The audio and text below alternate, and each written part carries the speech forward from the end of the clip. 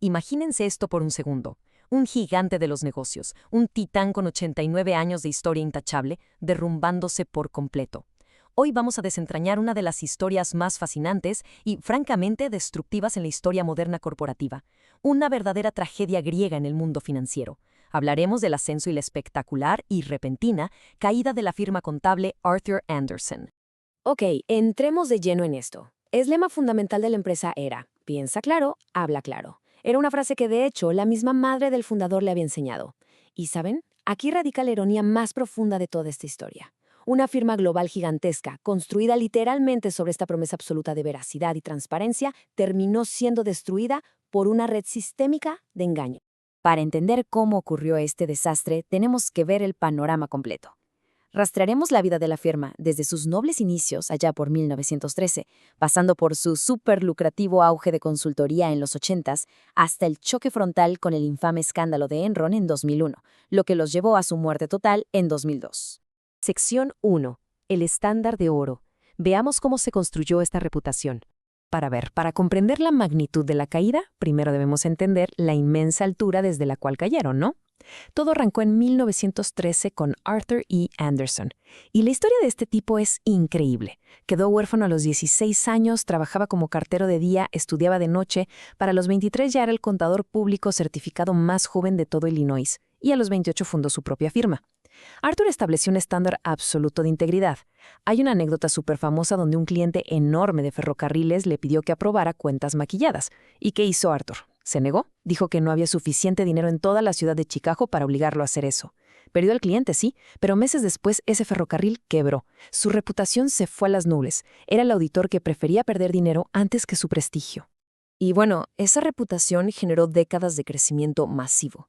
Tras la muerte de Arthur en el 47, Leonard Spack tomó las riendas y llevó la firma a una expansión global loquísima, alcanzando 50,000 clientes en todo el mundo. Operaban bajo la filosofía de una sola firma. Entrenaban a sus empleados con un rigor casi militar. Es más, internamente los llamaban en broma los Arthur Androids, porque caminaban igual, hablaban igual y garantizaban una excelencia idéntica en cualquier parte del planeta. Eran, sin duda, la élite. Sección 2. El conflicto de intereses. Aquí es donde los incentivos se empiezan a torcer. Ahora fíjense en este dato porque es súper revelador. El ADN de la firma empezó a mutar cuando descubrieron un negocio muchísimo más jugoso que solo revisar libros contables. En el año 2000, Enron, el gigante energético, le pagó a Arthur Andersen $52 millones. Pero la división de ese dinero es la clave. 25 millones fueron por auditoría y 27 millones fueron por consultoría. O sea, el perro guardián ganaba más dinero dándole consejos a la empresa que vigilándola de forma imparcial. Un conflicto de intereses de manual. Y claro, esta dinámica desencadenó lo que sutilmente llamaban contabilidad creativa. En lugar de frenar a Enron, Arthur Andersen se volvió su cómplice. Aprobaron el uso de las famosas SPEs o Entities de Propósito Especial. En términos simples, Enron usaba estas empresas fantasma para esconder montañas de deuda y fingir ganancias que no existían. Y Andersen no solo revisó estas trampas, sus propios contadores ayudaron a diseñarlas. Todo para mantener las acciones de Enron volando alto en Wall Street, aunque por dentro todo fuera un castillo de naipes. Sección 3. El colapso de 2001, cuando la burbuja finalmente estalla. Como con cualquier castillo de naipes, una brisa suave es suficiente para tirarlo, y la velocidad de esta caída fue de verdad aterradora. El 16 de octubre de 2001, Enron reporta su primera pérdida millonaria en años. El mercado entra en pánico total. Para el 22 de octubre, la SEC, el regulador en Estados Unidos, abre una investigación formal. Y apenas unas semanas después, el 2 de diciembre, este supuesto titán que facturaba $100,000 millones al año se declara en bancarrota. En su momento, fue la quiebra más grande en la historia de Estados Unidos. Las consecuencias financieras fueron de aniquilación total. Imagínense, en el año 2000, la acción de Enron superaba los $90. Para finales de 2001, valía menos de $1. Pero esto no fue solo un tema de números en una pantalla, fue una tragedia humana. Mientras los altos mandos cobraban bonos millonarios antes del choque, miles de empleados perdieron sus trabajos. Y peor aún, sus fondos de jubilación, que estaban atados a acciones de Enron y que fueron congelados, se evaporaron literalmente de la noche a la mañana. Sección 4. Las trituradoras de Houston. El pánico corporativo en su máxima expresión. Aquí la historia de Arthur Andersen se pone como de película, pero de terror. Cuando se dieron cuenta de que los reguladores federales venían por ellos, entraron en pánico. En octubre de 2001, David Duncan, el auditor principal a cargo de Enron, ordenó una operación masiva de destrucción. Trituraron más de 1 tonelada de papel en sus oficinas de Houston, borraron correos, archivos, de todo. Fue tan intenso que las trituradoras industriales se sobrecalentaban. Solo pararon cuando les llegó una citación legal formal. Entonces, el punto crucial aquí es el inmenso daño colateral, resumido en este número: 85,000.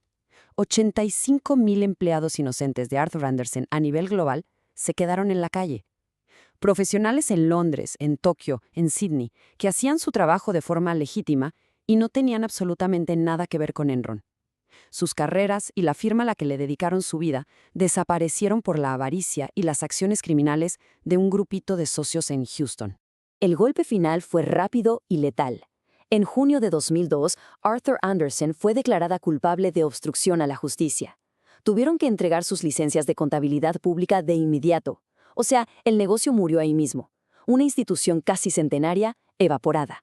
Ahora, siendo totalmente imparciales, en 2005 la Corte Suprema anuló esta condena por un tecnicismo.